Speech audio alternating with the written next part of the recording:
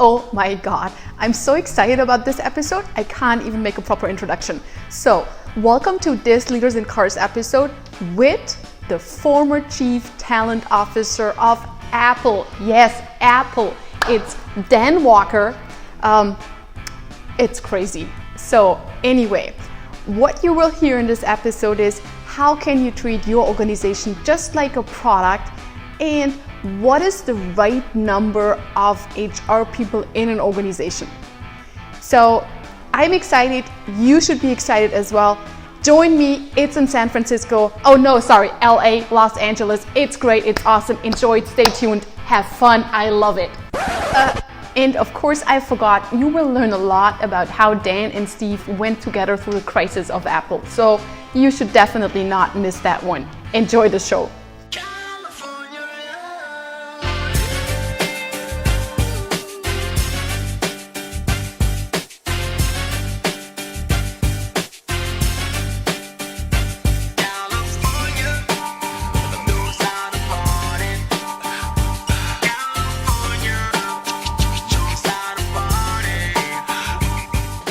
This beauty right here is a Porsche 356 Coupe, one of a kind, built 1955 by Ferdinand Porsche.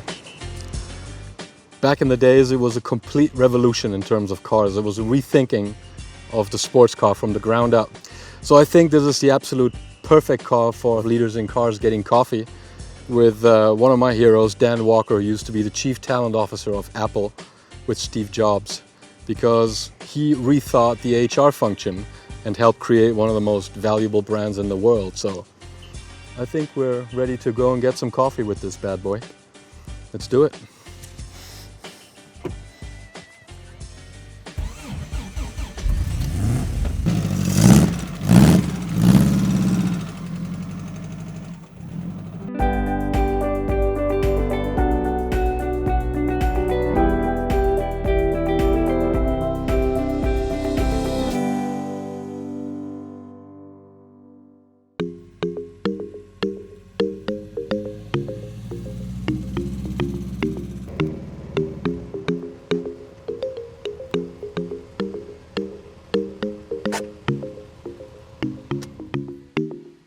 What a great car.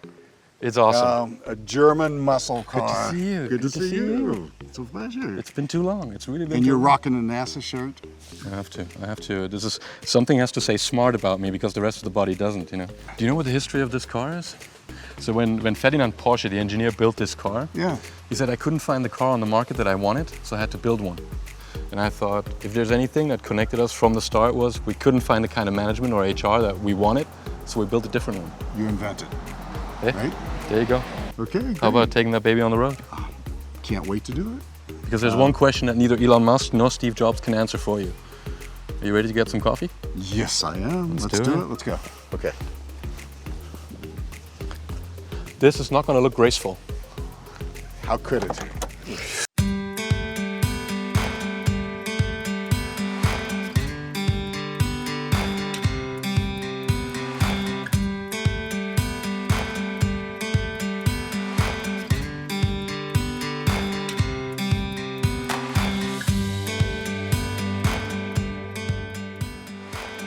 I just want to say this again. Thank you very much for taking the time. It's really, it's an honor. And It's my honor. It's a pleasure. do you know how I got to know you? Originally, how I found out about you, why I reached out to you? I was thinking the other day, I could not remember. I never read any HR magazines. I was never part of any of the HR circles. What I read was Design Crazy, Yeah. which was about product, right? They were the designers, John Ivey, they were all talking about the Apple products, and you were one of the quotes. And you were talking about product, you were talking shop, you were talking organization and everything, right? Yeah. And then it said Dan Walker, Chief Talent Officer. And I was like, I gotta reach out to that guy. I mean, because usually HR people always talk about stuff that I wasn't interested in, like the administrative things and the bureaucracy and what doesn't work and what we can't do. And I was like, here's a guy who seems to think of the organization like a product. Just like an iPhone is a product, it needs to be beautiful. in the first talk that we had in Berlin then, remember when I you remember. said I remember. there was At the only one pastry mission, shop. right? One mission. Yes. Build insanely great products. That's right. Why do so few HR professionals get this damn? Tell me. You know, I have no idea. And with Steve, you know, it was simple. I remember somebody said, well, maybe we should develop a mission for the company. And I remember, this was a very senior person, and I looked at him and I said, why do we need that? We already have it. They said, what do you mean we already have it? I said, it's crystal clear. We hear about it all the time. We live it every day. It comes out of our mouths. It comes out of Steve Jobs' mouth. Make insanely great product. And the other one is make it simple. Now there's such a beauty in that kind of thinking. And imagine if you apply that to everything in a corporation, if everybody's thinking that way. Not just the guy at the top, the creative guy, Steve Jobs, but what if they were all interested in insanely great products? And radical simplicity. Absolutely. What do you think would have happened if 20 years ago I would have walked into your office and would have said, we have this crazy approach and this crazy software. We can basically connect all your employees. Everybody will be a leader. Just give them a clear purpose, clear priorities, and let them run. They're smart people. Give them just free rein. What do you think? What would you have told me? Steve would have said, lose the software. You don't need the software.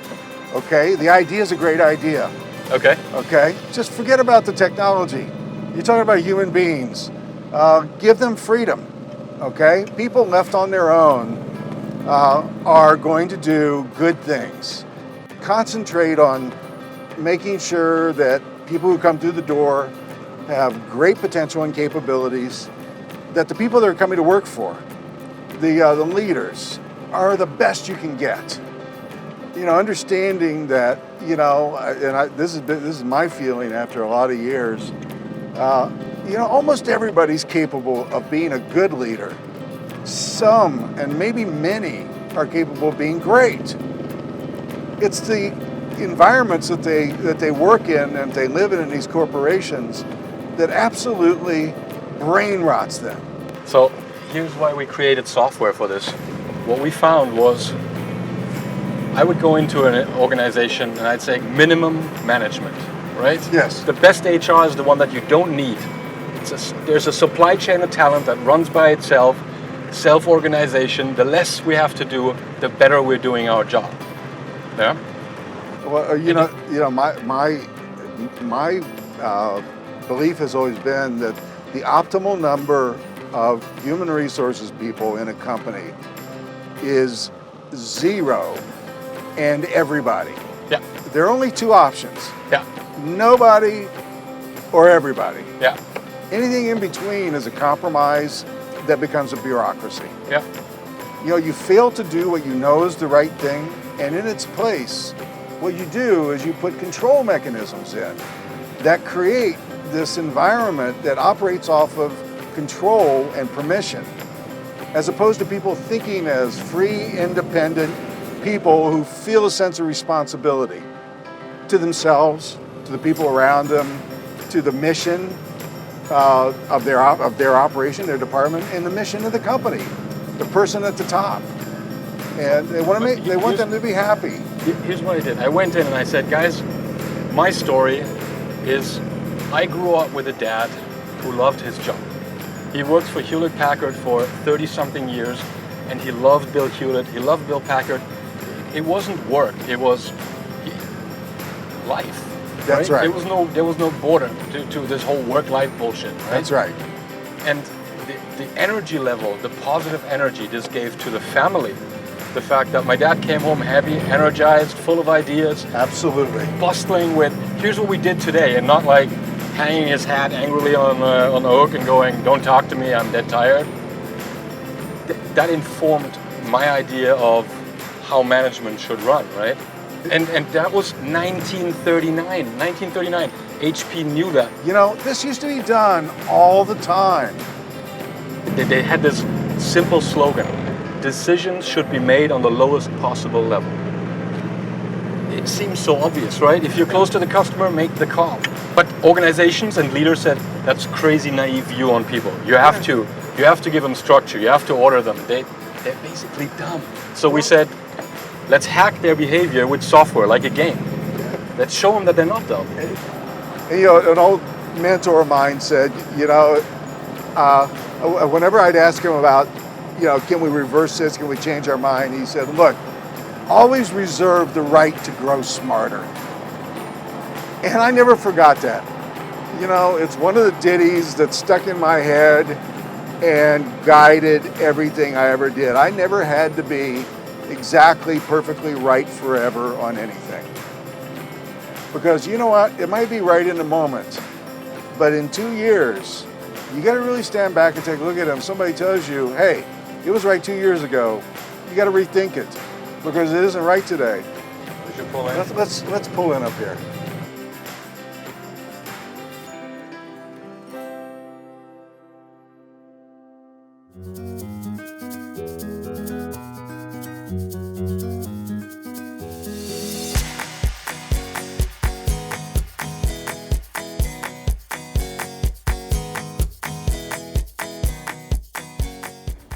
Love this little place. It's got a good vibe.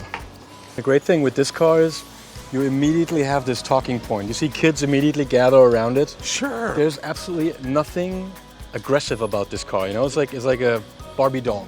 I think actually our cubic size is larger than the interior of the car. Yeah.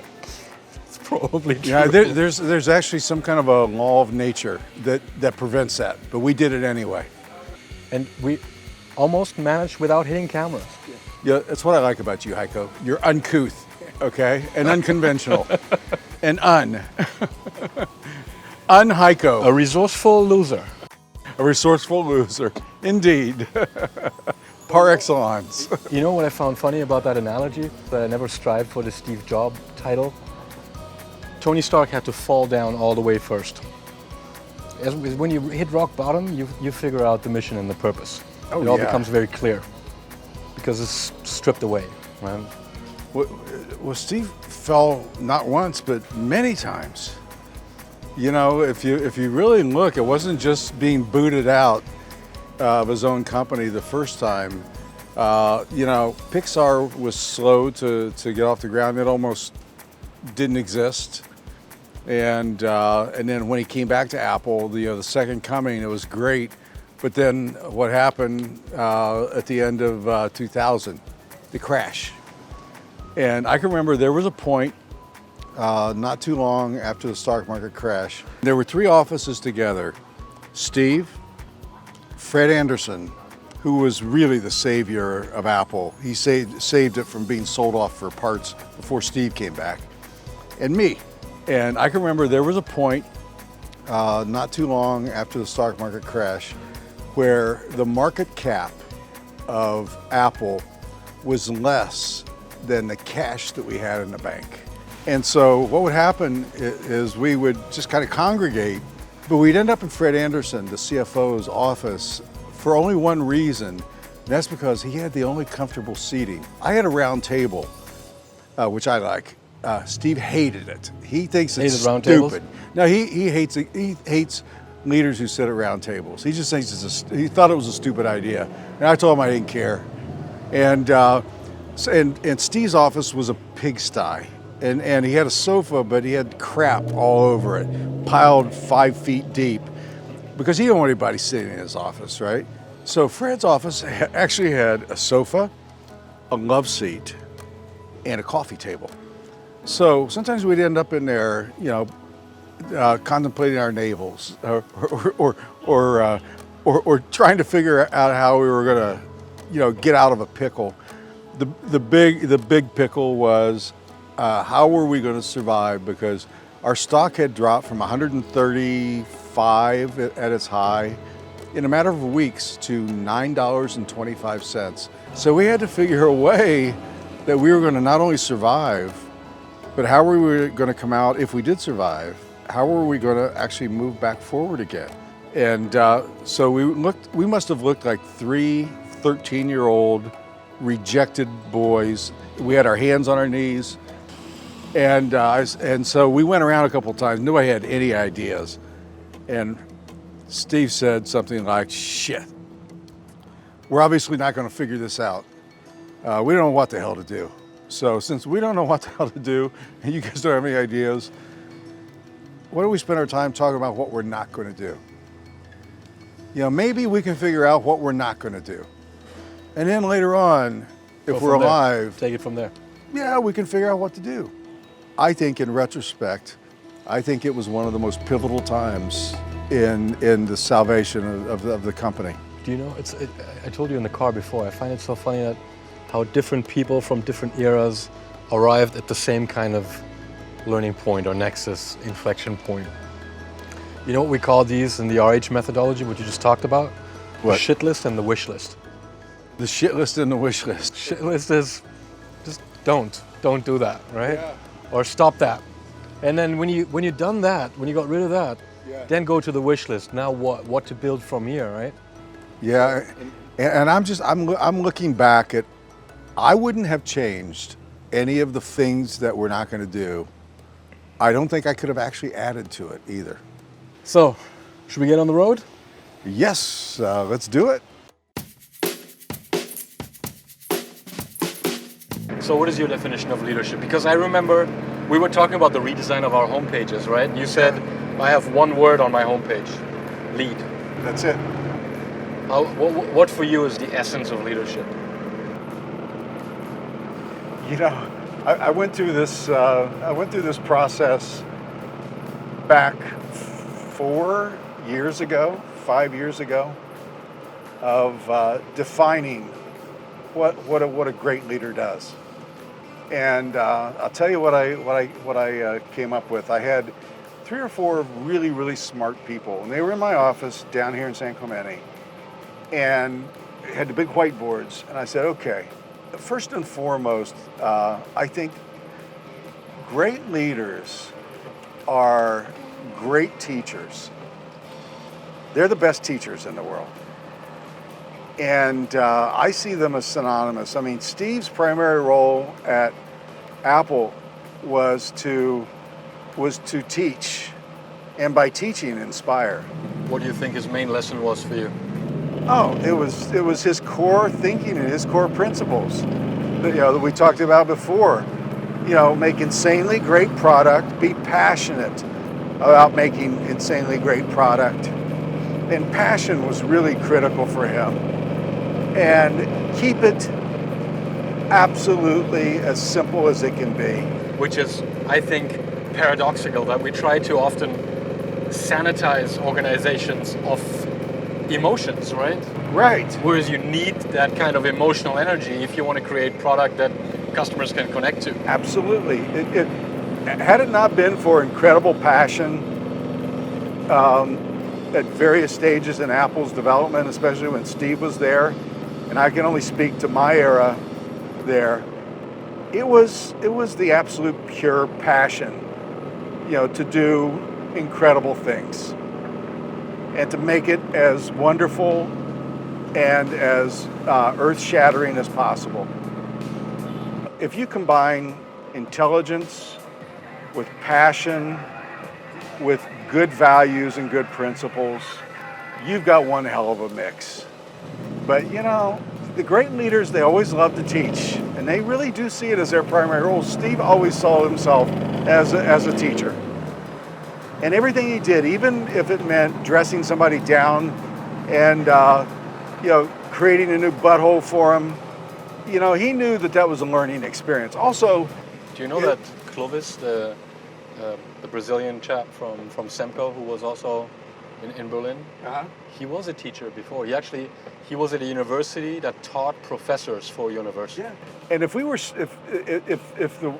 the major nations were smart, what they would do is they would start treating their teachers as leaders, because they are, by the very act of shaping these young minds and these young souls, they're teaching. And by teaching, they're actually leading them. They're leading them to a point where they can be much better versions of themselves, the best versions of themselves that they can be. That's why Steve always pressed for absolute commitment to excellence. And, you know, perfection sometimes is out of reach. Sometimes you've got to launch, you've got to get into business, but then you start immediately on the process of perfection. There's this line from employees who worked with Bill Hewlett and Dave Packard at Hewlett Packard, and they said there was an immense pressure to make a contribution. And they said it made them into better people because they had to step up. There was more responsibility that they had to take in that organization than anywhere else where they could hide behind a manager. Isn't that a lovely spot? Yeah.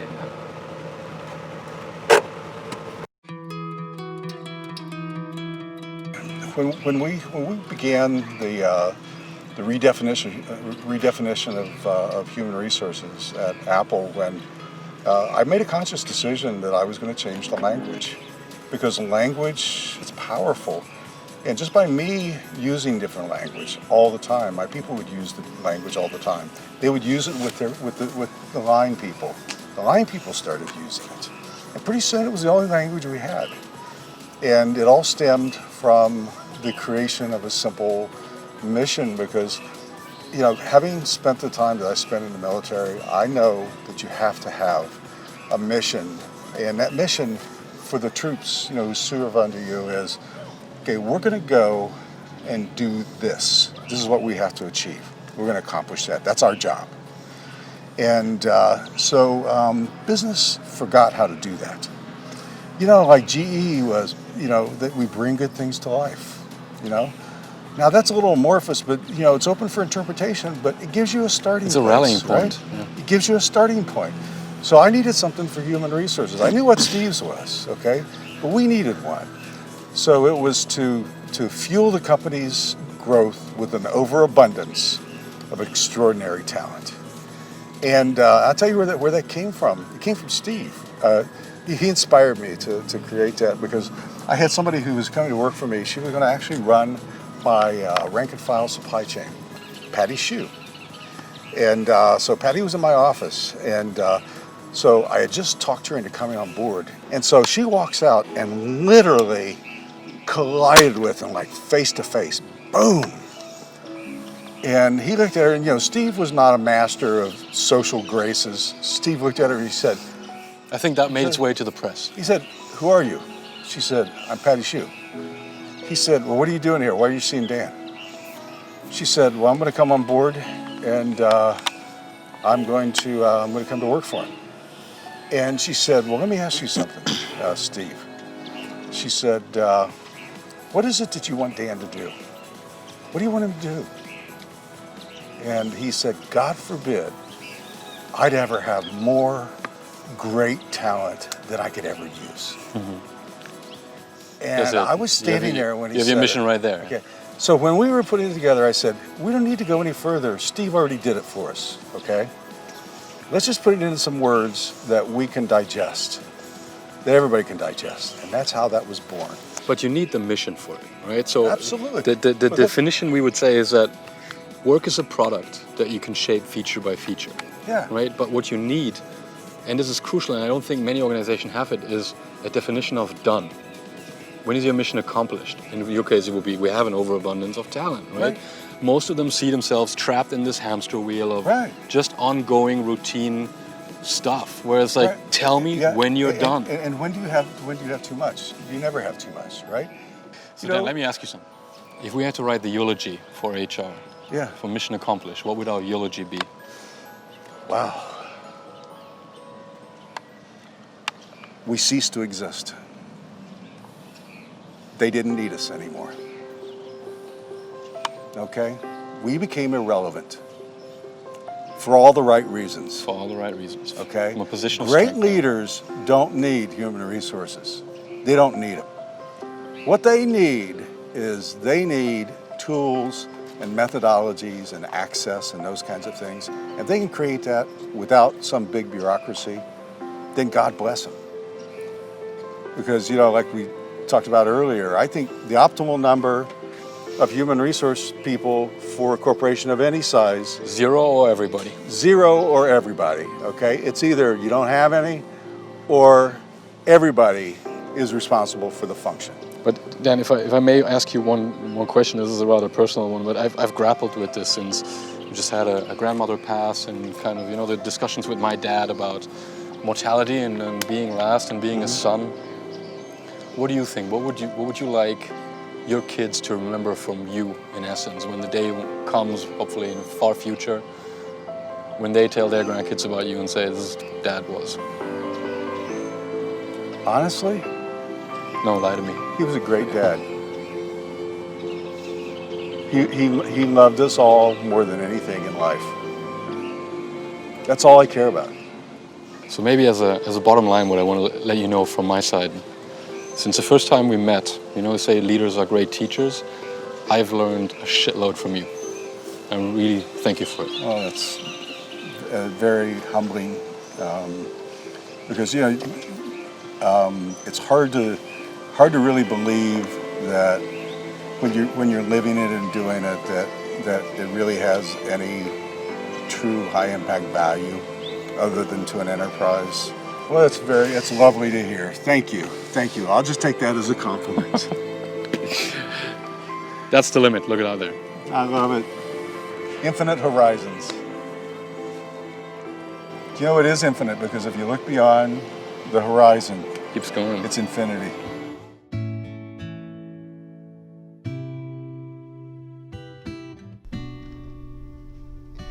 It was fun to see those big guys in this tiny car without air conditioning.